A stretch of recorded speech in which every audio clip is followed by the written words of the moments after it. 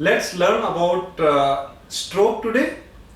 Like any other organ in the body which has blood supply, brain also has got its blood supply.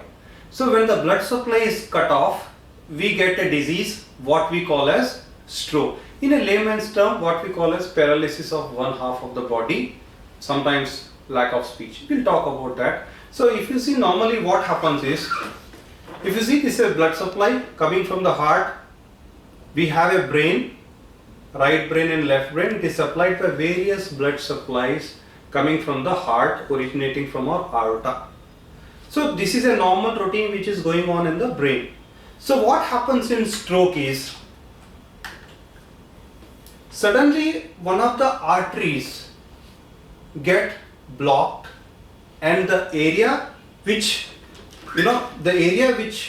is supplied by this artery gets damaged, and that area doesn't function.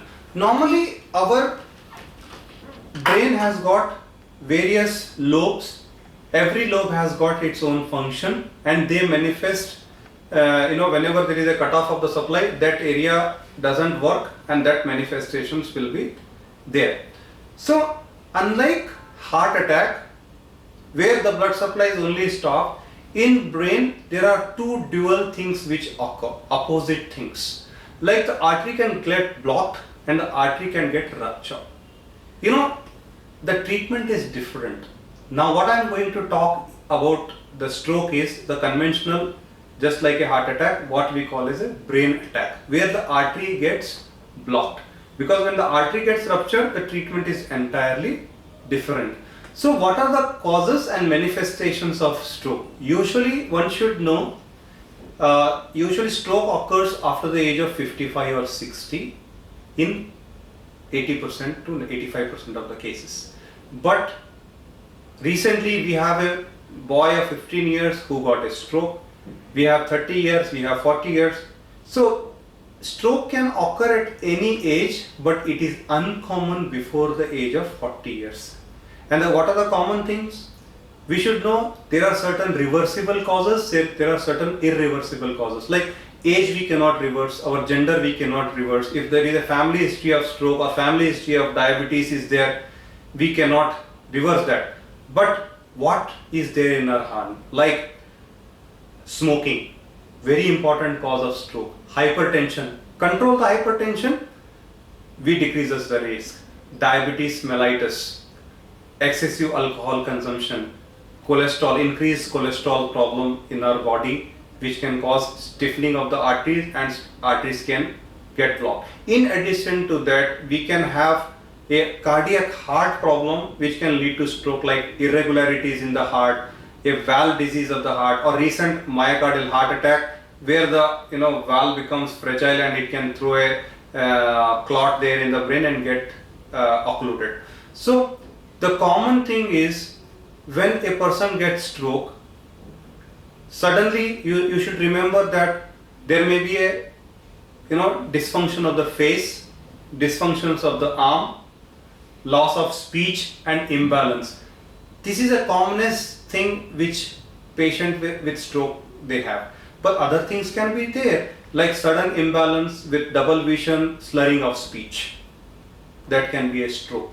But remember that many people come to me and ask that I have a headache, whether I will get a stroke tomorrow or not. That nobody can answer. If there is a risk factor, he can develop individually, but we cannot predict with symptoms that tomorrow he is going to get stroke or not. But if the person is having hypertension, diabetes, he is smoking, one cause which I have forgot is obesity and inactivity. Sitting for long term on a chair for longer period also increases the chance of stroke.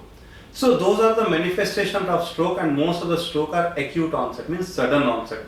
It doesn't occur like 3 days, 4 days it is occurring. No, it occurs in 5 minutes, 10 minutes, half an hour. It progresses for a few hours and it goes. What has to be done is the most important thing, because time is brain. If you don't reach doctor on time or hospital on time, that much brain gets damaged. And also treatment of stroke is a time bound thing. So what you should do and what you should not do when there is a person suffering from sudden paralysis or what we call a stroke. Number one, the commonest thing what we do is we just keep on massaging the patient, buy time, call the, go to a local doctor, MBBS doctor, who is a good enough, who can guide you. But if the guidance is not proper, it means that when a person is having a stroke, the first thing is he should go to a hospital where all the infrastructures are available for treating such cases, which include CT scan machine, at least MRI is there and all the relevant doctors are there. What is happening is, person is getting stroke, they will go to a general practitioner, fair enough.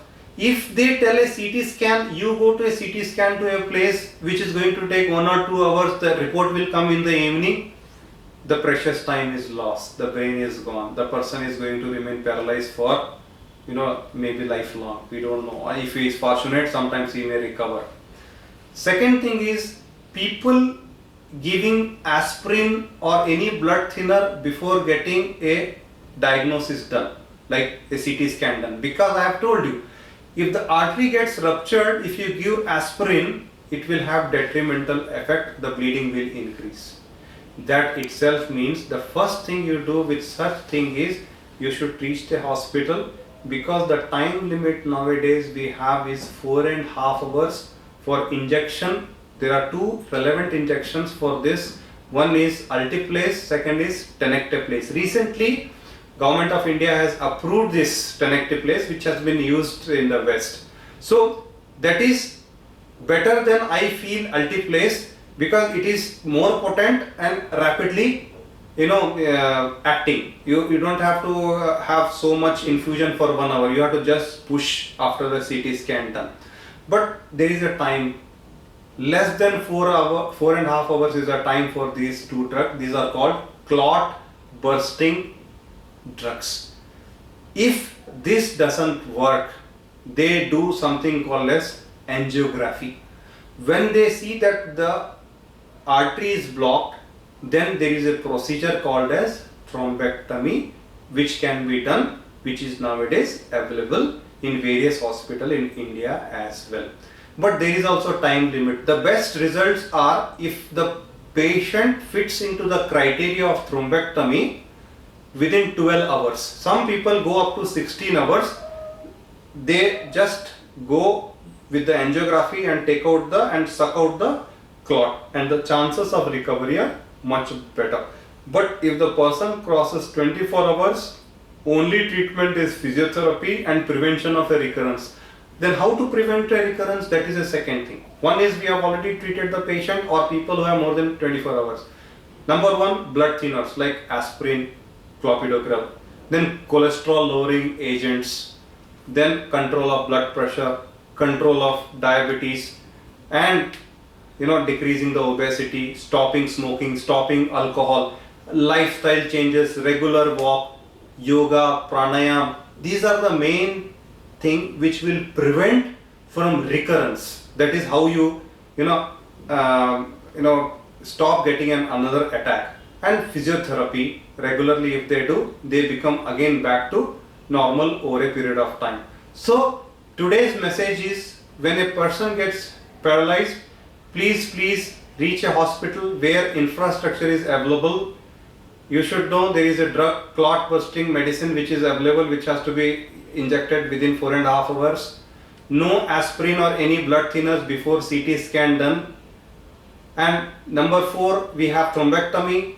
Number 5, very important, in this certain part of a village, there are many people, lay people, they just go there, they say that lady is giving some medicine, some herbal medicine or injections.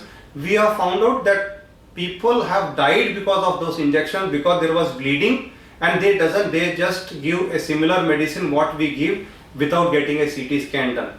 Of course, 80% of the stroke are because of block, and sometimes they can get better with the lay people also, but it is a risky proposal. So on this note, I leave it on to you to chew on this knowledge. Thank you so much.